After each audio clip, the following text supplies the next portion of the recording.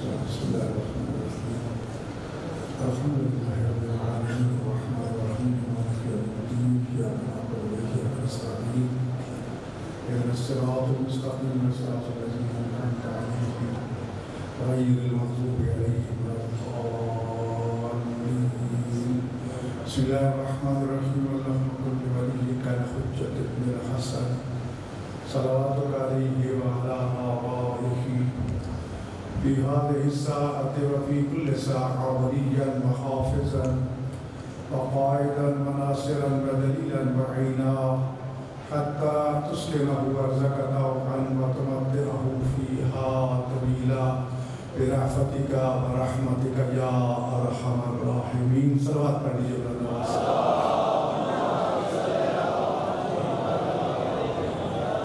أعوذ بالله من الشيطان اللعين الرجيم بسم الله الرحمن الرحيم الحمد لله رب العالمين والعاقبة للمتقين والصلاة والسلام على خاتم الأنبياء والمرسلين أبي القاسم محمد صلى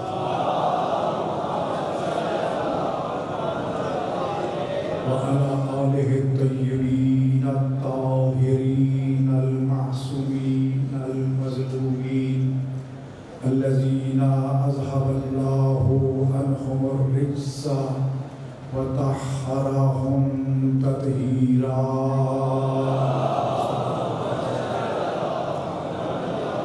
ولعنة الله على أعدائهم أجمعين ملعونين من يوم عداوتهم إلى يوم الدين.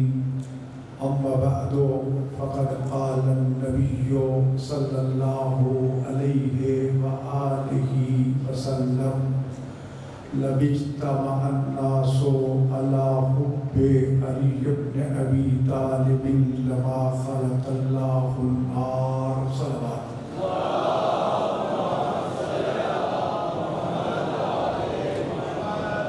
خداوند رحمان الرحیم کہ انگنت احسانات پر اس کا اتنا ہی شکر بجا لاتے ہیں جتنا وہ ذات لائق شکر ہے. سرکار ختمی مرتبت اور ان کی طیب و طاہر آل پر نہیں درود و سلام جتنا کی ذوات مقدسہ درود و سلام کے لائق ہیں. ایام شہادت لیالی قدر شہادت حضرت امیر المومنین امام المتقین علیہ السلام کے ایام ہیں.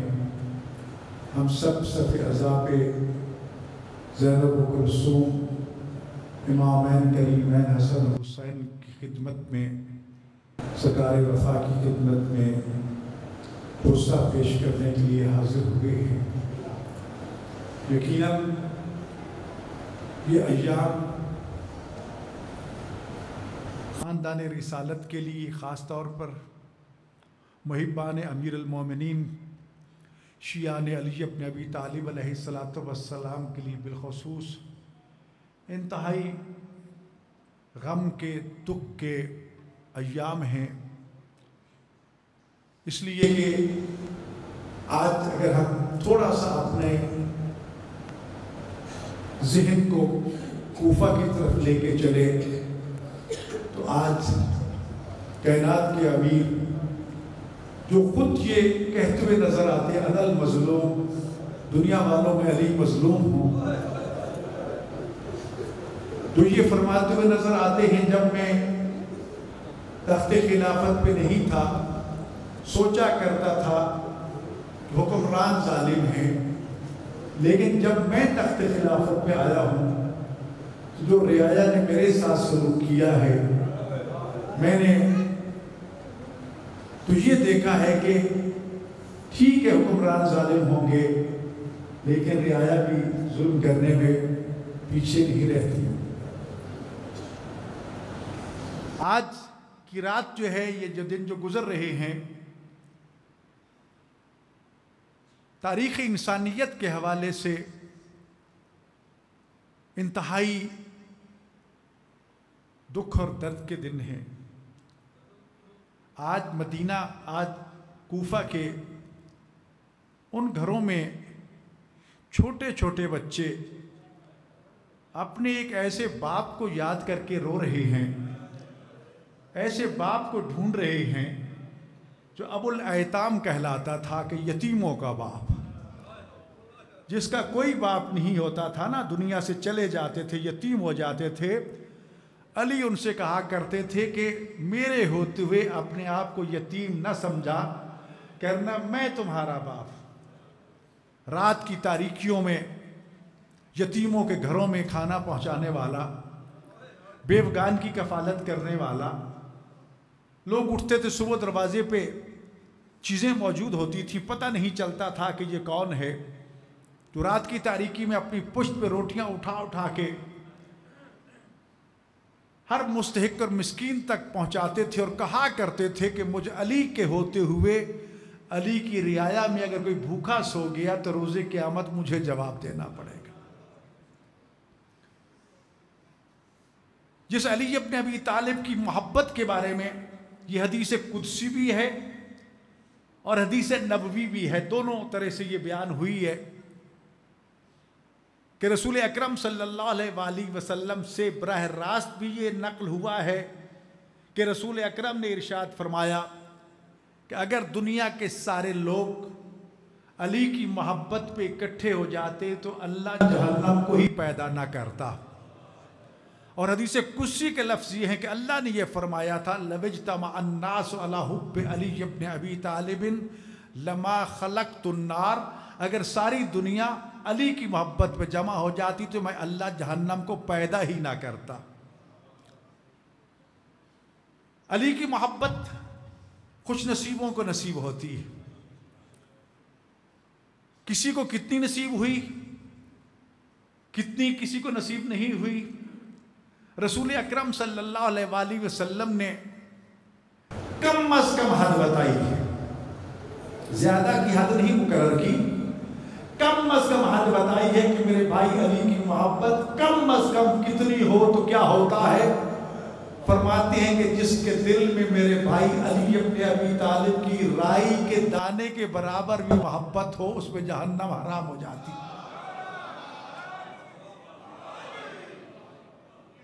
رائی کے دانے کے برابر جی۔ اور پھر یہ ارشاد فرمایا، میری کتاب ایک نور ولایت ہے جس میں 110 حدیثیں صرف مولا علی علیہ السلام کی شان میں ہیں، جو بچوں کو یاد کراتے ہیں، پڑھاتے ہیں۔ اس کی پہلی حدیث بھی یہی ہے، اور جس کتاب سے میں نے نقل کی اس کی پہلی حدیث یہی ہے، عنوان صحیفۃ المؤمن یوم القیامت حب علی بن ابی طالب۔ یہ سنتی ہو نا کہ روز قیامت بڑی تیزی سے حساب و کتاب ہو جائے گا، لاکھوں کروڑوں اربوں خربوں انسانوں کا حساب کتاب ہوتا جائے گا، کیونکہ کچھ لوگ ایسے ہوں گے جو سیدھے جہنم میں جائیں گے، کچھ ایسے ہوں گے جو سیدھے جنت میں جائیں گے، کچھ درمیان والے ہوں گے جن کو دیکھا جائے گا، پرکھا جائے گا کہ یہ کس طرف جائیں کس طرف نہ جائیں۔ جو سیدھے جنت میں جانے والے ہیں، جو سیدھے جہنم میں جانے والے ہیں، ان کے جو پیمانہ معرفت رسول اکرم نے ارشاد فرمایا وہ یہ تھا کہ روز قیامت سب سے پہلے ہر ایک کے نامہ اعمال کو دیکھا جائے گا۔ جس کے نامہ اعمال کا آغاز اور ٹائٹل جو ہے وہ علی ابن ابی طالب کی محبت سے شروع ہوگا، وہ سیدھا جنت میں جائے گا۔ جس کے نامہ اعمال کے ٹائٹل پہ بغض آل محمد کا داغ ہوگا، سیدھا جہنم میں جائے گا۔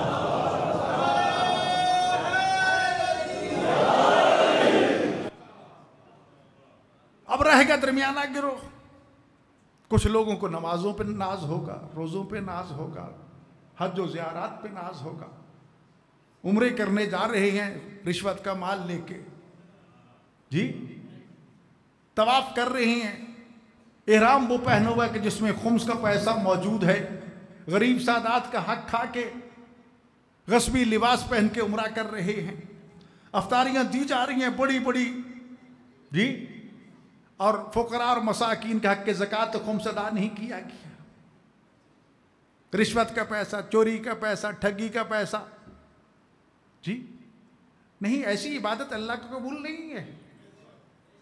یہ جو حدیث میں ہے نا کہ جس کسی نے مسجد میں ایک اینٹ لگائی، روز قیامت گویا کہ اس نے جنت میں اپنا ایک گھر بنا لیا۔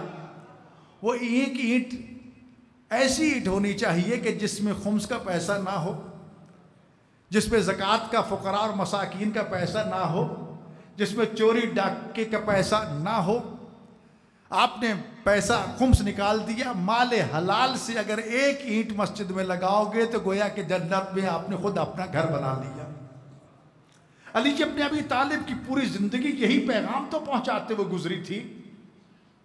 علی ابن ابی طالب جب تخت خلافت پہ آئے تو دو بڑے بزرگ آئے، یہ توقع لے کر، یہ تمنا لے کر کہ علی سے جا کے کچھ کمپرومائز کرتی ہے، کہ سودے بازی کرتے ہیں، ہمیں اپنی خلافت کے امور میں شریک خلافت کر لو اور ہمارا وظیفہ ذرا بڑھا دو۔ کہتے ہم بڑے امیدیں لے کر وہاں پہنچے۔ علی ابن ابی طالب علیہ السلام اس وقت بیت المال کا حساب کتاب کر رہے تھے، جمع تفریق کر رہے تھے، کیونکہ یہ علی کی خوبی تھی۔ یاد رکھنا شیعو کہ علی فرماتے ہیں میں اس وقت تک بستر پہ نہیں جاتا تھا جب تک بیت المال کی آخری پائی مستحق تک پہنچا نہیں دیا کرتا تھا۔ علی کے دور خلافت کی راتوں میں کوئی ایک رات بھی ایسی نہیں کوئی ثابت کر سکتا کہ بیت المال میں پیسہ پڑا ہو جو فقیر تک نہ پہنچا ہو، مستحق تک نہ پہنچا ہو۔ ہمارے کئی مومن خمس نکال کے رکھ لیتے ہیں، اچھا دے آتے ہیں، خمس نکال لیتے ہیں، زکوٰۃ دیتے ہیں، جا کے پہنچاتے ہیں، کئی ٹکڑے ٹکڑے کر کے دیتے ہیں، کسی کو 10 روپے، کسی کو 20 روپے، کسی کو نہیں۔ جب آپ نے نکال دیا تو فوراً مستحق تک پہنچاؤ،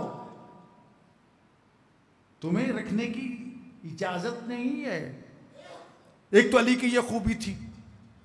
اب علی ابن ابی طالب جب کوفہ میں آئے تھے تو اعلان کیا تھا، کوفہ والو یہ میری عبا دیکھ لو، جو یہ عبا میں پہن کے آیا ہوں، جس دن کوفہ سے جاؤں گا اگر اس سے زیادہ کوئی کپڑے میرے پاس ہوں تو میرا گریبان پکڑ کے مجھ سے حساب لینا، اور اگر یہی عبا لے کے جاؤں تو پھر تم میری امانت و دیانت کی گواہی دے دینا۔ بزرگان آ گئے۔ علی ابن ابی طالب نے بیت المال کے تیل سے جلنے والا چراغ خاموش کر دیا، بجھا دیا، اور اپنے تیل والا چراغ جلا کے پوچھا ہاں بزرگوں کیوں آئے ہو؟ یہ ہے عدل علی، ایک دوسرے کے چہرے کو دیکھتے ہیں کہ جو ہمارے ساتھ بات کرنے کے لیے بیت المال کا چراغ بیت المال کے تیل سے جلتا ہوا پسند نہیں کرتا، اس سے ہم اضافی ڈیمانڈ کریں گے، مطالبہ کریں گے تو ہمیں کچھ دیں گے۔ یہی عدل علی تھا، اس لیے علی کو شہید عدل کہا جاتا ہے کہ علی نے کہا کہ میں ہر ایک کو وہی حق دوں گا بیت المال سے جو رسول اکرم صلی اللہ علیہ وآلہ وسلم دیا کرتے تھے۔ یہی وجہ تھی کہ لوگ آپ کے دشمن ہو گئے۔ یہ پیغام ہے ہمارے لیے کہ دیکھو کسی کی ایک پائی بھی اپنے دامن میں نہ رکھنا، وگرنہ روز قیامت حساب کتاب دینا بہت مشکل ہو جائے گا۔ علی ابن ابی طالب علیہ السلام کی محبت خدا نے ہمیں عطا فرمائی، اس کا کروڑ شکر، لیکن ان کی سیرت، ان کی تعلیمات، ہم کہتے ہیں نا کہ علی امیر المومنین ہیں جی، تو پہلے ہم مومن بنیں گے تو علی ہمارا امیر کہلائے گا نا جی۔ علی امام المتقین ہے، پہلے تقوی کے راستے پہ چلیں گے تو پھر علی کی رعایا میں شامل ہوں گے۔ تقوی پہ جانے کے لیے کیا ہے؟ قرآن بھی کہتا ہے ھدی للمتقین، یہ قرآن تو متقیوں کو ہدایت کرتا ہے۔ میرا اللہ کیسے تقوی کے راستے کو اپنائیں؟ فرمایا کتب علیکم الصیام کما کتب علی الذین من قبلکم لعلکم تتقون۔ مومن تو بن گئے ہو، اگر علی امام المتقین کی رعایا میں شامل ہونا چاہتے ہو تو پھر تقوی کا راستہ اختیار کرو۔ میرا اللہ کیسے تقوی؟ فرمایا روزہ رکھو، روزہ رکھو گے تو کل صرف زبانی کلامی کہتے تھے اللہ دیکھتا ہے، روزے کی حالت میں کم از کم یہ تجربہ تو ہو جائے گا، بھوک لگی ہے کھانا پڑا ہے ہاتھ نہیں بڑھ رہا کہ اللہ دیکھ رہا ہے، پیاس لگی ہاتھ نہیں بڑھ رہا کہ اللہ دیکھ رہا ہے۔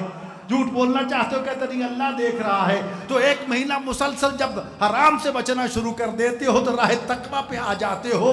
اور لوگ جو کہتے روزے رکھتے تو ہے پتہ نہیں قبول ہوئے ہیں کہ نہیں, نماز پڑھتے پتہ نہیں قبول ہوئی ہے کہ نہیں, تو اللہ فرماتا ہے ان الصلاۃ تنہی عن الفحشاء والمنکر. ایسی نماز کا کیا فائدہ جس کا مجھے پتہ ہی نہ چلے قبول ہوئی ہے کہ نہیں. اللہ نے فرما دیا اگر نماز برائی اور بے حیائی سے روک دے سمجھ لینا قبول ہو گئی. اور روزہ رکھنے کے بعد اگر تقویٰ کے راستے پہ چل پڑے ہو, متقیوں کی صف میں شامل ہو گئے ہو, امام المتقین کی رعایا میں شامل ہو گئے ہو, تو شکر کرو کہ خدا نے آپ کو آپ کے روزے کی عبادت کا شرف بھی عطا کیا اور اسے قبول بھی فرما لیا.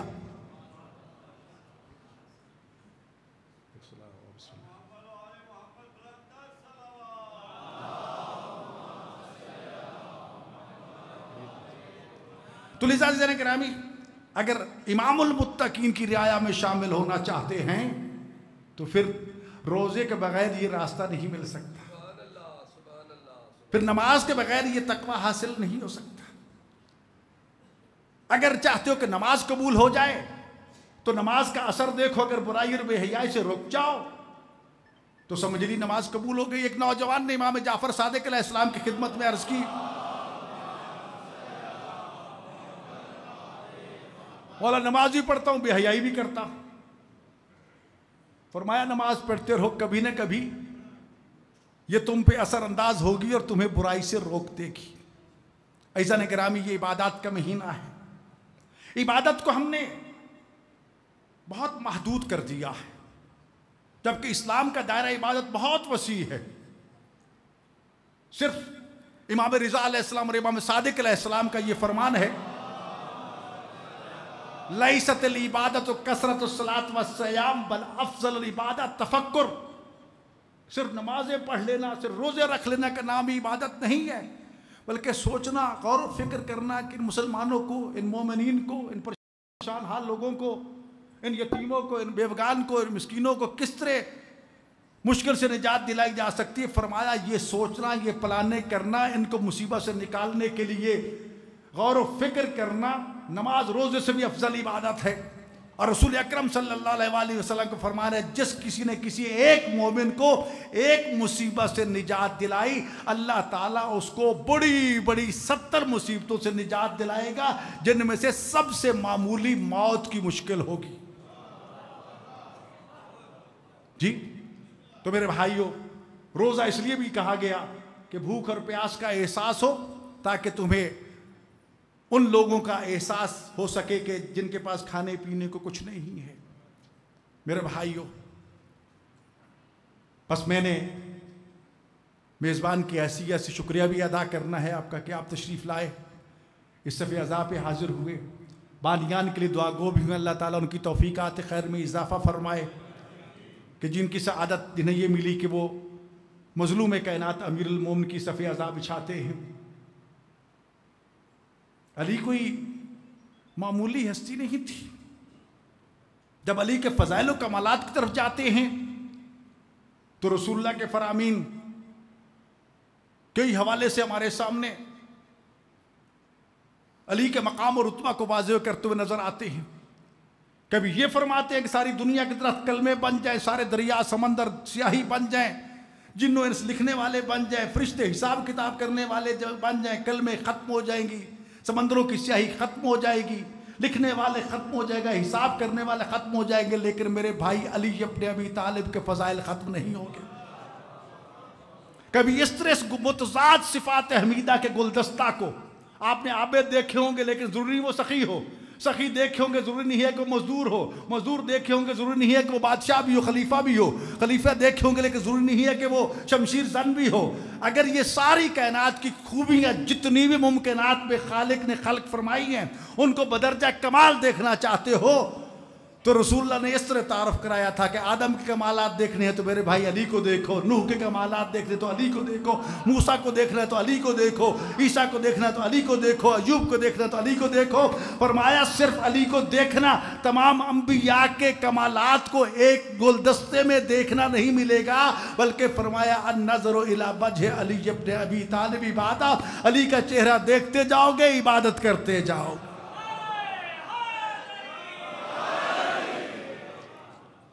خالد نے اعتراض کر دیا، مولا اگر علی موجود نہ ہوئے تو پھر کیا کریں گے؟ ذکر علی کی نہیں بات، پھر علی کا ذکر کرو۔ ہمارے لیے تو کتنی خوش نصیبی ہے، لوگ چھوٹے چھوٹے پروگرام کرنے کے لیے پاپڑ بیلتے ہیں، بڑی اشتہار بازی، بڑی ایڈورٹائزمنٹ، بڑے لوگوں کو بلایا، دعوت نامے بھیجے۔ رسول اللہ نے فرما دیا کہ ہمارے ماننے والوں، تمہارے لیے اپنی مجلس کو سجانا کوئی مشکل نہیں، جہاں بیٹھے ہو زیّنوا مجالسکم بذکر علی ابن ابی طالب، جہاں دو مومن مل کے بیٹھے ہو میرے بھائی علی کا ذکر شروع کر دو، تمہاری مجلس مزین ہو جائے گی، آراستہ ہو جائے گی۔ جہاں بھی بیٹھے ہو کوئی بات نہیں، دو ہو کوئی بات نہیں۔ اور پھر فرمایا کہ اگر ذکر بھی نہ کرنے دیا جائے، جس طرح آج کل پھر خوارج جو ہیں وہ متحرک ہو چکے ہیں، ناسبی جو پورا زور لگا رہے ہیں کہ بنی امیہ کو پروموٹ کیا جائے، علی ابن ابی طالب کے نام کو مٹانے کی سازشیں حکومتی سطح پہ کی جا رہی ہیں، تعلیم و تعلم کے اداروں میں علی کے نام کو نکالا جا رہا ہے، جس علی کی پوری زندگی غزوات سے عبارت ہے، جہاد و جان نثاری کا جو مرقع اور مجموعہ ہے، اس علی کی جان نثاری کے واقعات کو کتابوں سے نکال کے علی کو ایک گمنام ثابت کرنے کی کوشش کی جا رہی ہے۔ آج ہم پہ واجب ہے، صرف سنت نہیں ہے کہ علی کا ذکر کریں، یقیناً سنت تو ہے ہی صحیح، لیکن آج کیونکہ دشمن علی کے نام کو مٹانا چاہتا ہے، تو جس جس کے دل میں علی کی محبت ہے اس میں واجب ہے کہ علی کے ذکر کو اتنا عام کرو، اتنا عام کرو کہ دشمن نظر نہ آئے، ہر طرف علی علی کی صدائے بلند ہوتی نظر آئے۔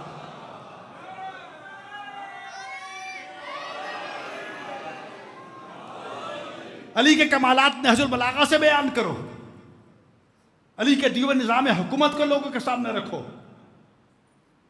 علی نے جو قوانین اور احکام بتائے اس سے لوگوں کو آگاہ کرو، علی کی سیرت اور کردار کو بتاؤ، فضائل و مناقب کے اندر بھی پیغام پوشیدہ ہے، وہ پیغام نکال کے دنیا کے سامنے پیش کرو، دنیا کو بتاؤ یہ علی ہے۔ لیکن یہ حقیقت ہے، پھر بھی علی کو جس طرح پہچاننے کا حق ہے کوئی نہیں پہچان سکے گا۔ نبی خاتم کی مجلس ہے، علی تشریف لاتے ہیں مسجد میں، میرے اصحاب یہ کون آ رہا ہے؟ کسی نے کہا جی آپ کا بھائی، کسی نے کہا آپ کا داماد، کسی نے کہا علی، کسی نے کچھ، کسی سلیمان، میں تو نہیں جانتا ہے۔ سارے بول پڑے یا رسول اللہ، سلیمان ہر وقت علی کے آگے پیچھے دائیں بائیں، یہ کیا کہہ رہے ہیں میں نہیں جانتا، خالی اس سے پوچھو۔ عرض کرتے یا رسول اللہ آپ نے تو فرمایا ہے کہ جس طرح اللہ کو پہچاننے کا حق ہے کوئی بھی نہیں پہچان سکا پوری مخلوق میں سوائے مجھ محمد کے اور علی کے، مجھ محمد کو جس طرح پہچاننے کا حق ہے کوئی نہیں پہچان سکا سوائے اللہ اور علی کے، اور میرے علی کو کوئی نہیں پہچان سکا جس طرح پہچاننے کا حق ہے سوائے اللہ اور مجھ محمد کے۔ جب علی کو سوائے آپ کو پہچان نہیں سکتا تو میں کیسے کہوں کہ میں نے علی کو پہچان لیا؟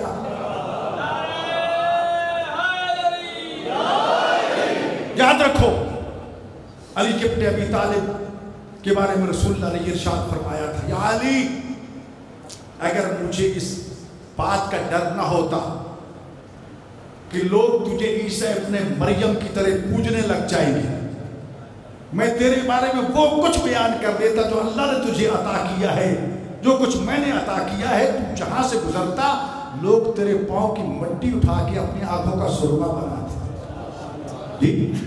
علی خود کہتے ہیں حالانکہ فی رجلان، میرے بارے میں دو قسم کے لوگ ہلاک ہوں گے، محب و غالب، مبغض و غالب، مجھے حد سے بڑھانے والا، مجھے حد سے گھٹانے والا۔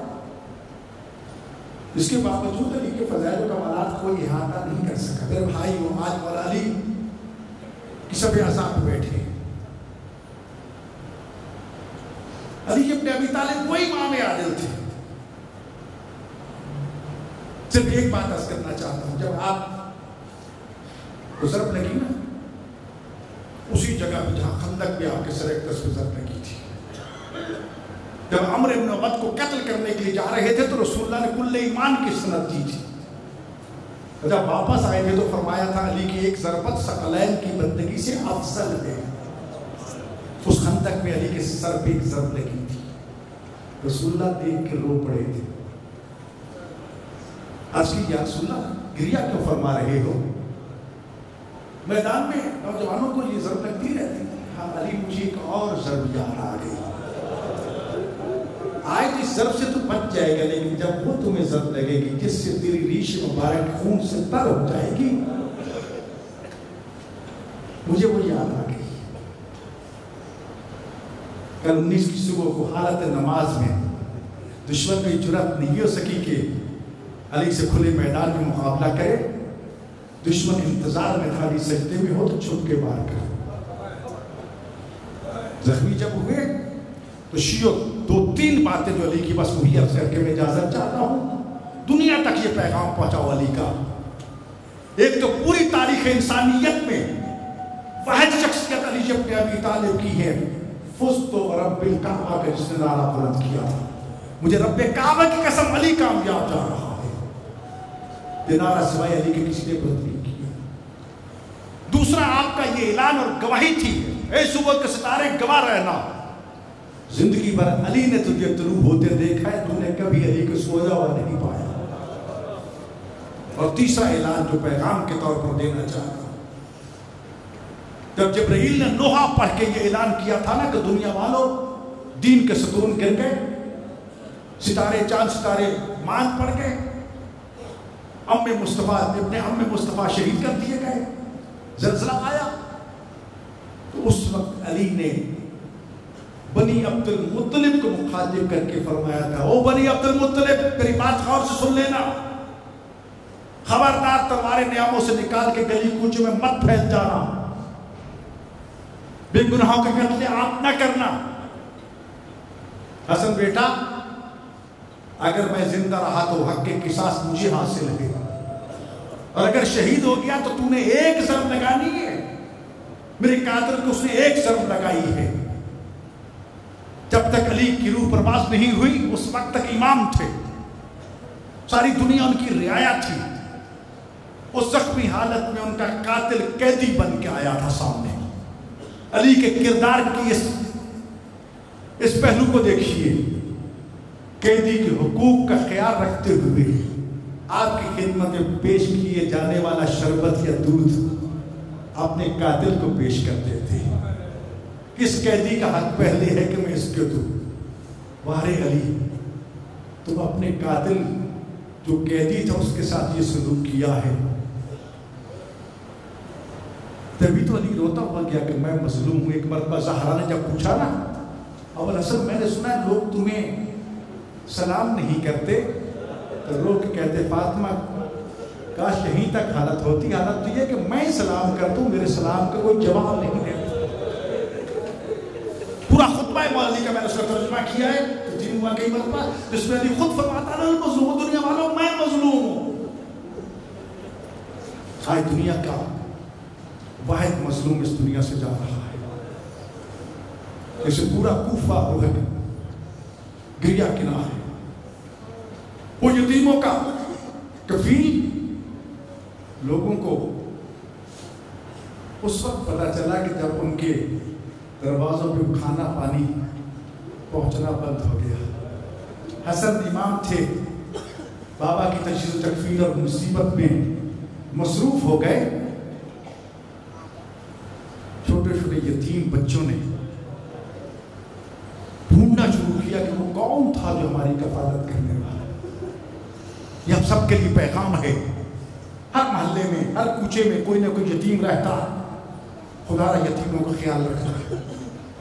علی ابن ابی طالب کی خاص وصیت تھی کہ یتیموں کا خیال رکھنا. رسول اللہ کو خاص طور پر پوری قرآن کے ذریعے امت کو پیغام دیا گیا اما الیتیم فلا تقہر. کوئی یتیم آ جائے مت ڈانٹنا اس کو. فرمایا اس کے سر پہ ہاتھ پھیرو جتنے بال تمہارے ہاتھ کے نیچے آئیں گے اللہ اتنے تمہارے گناہ معاف کریں گے اتنے درجات بلند کرے گا. ہاتھ پھیرنے کا یہ مطلب نہیں ہے کہ خالی ہاتھ پھیر دو مطلب جن کی ضروریات کو پورا کرو. میرے بھائیو آج جو عہد کر کے اٹھو ہم نے یتیموں کی کفالت کرنی ہے بے مکان کی سرپرستی کرنی ہے. امن و امان کے لیے علی کے کردار کو اپنانا ہے جو مظلوم کائنات ہے. علی کے پیغام کو عام کرنا ہے. یقیناً علی وہ وسیلہ ہے وہ اس میں اعظم ہے کہ جس کے صدقے میں دعائیں قبول ہوتی ہیں. آج شب عبادت بھی ہے شب قدر بھی ہے شب شہادت بھی ہے. ابھی امام کا جنازہ بھی برآمد ہوگا. پرسہ بھی دینا ہے. زینب و کلثوم کو پرسہ دینا ہے جو پردیس میں یتیم ہوئی ہیں اور عبادت بھی کرنی ہے.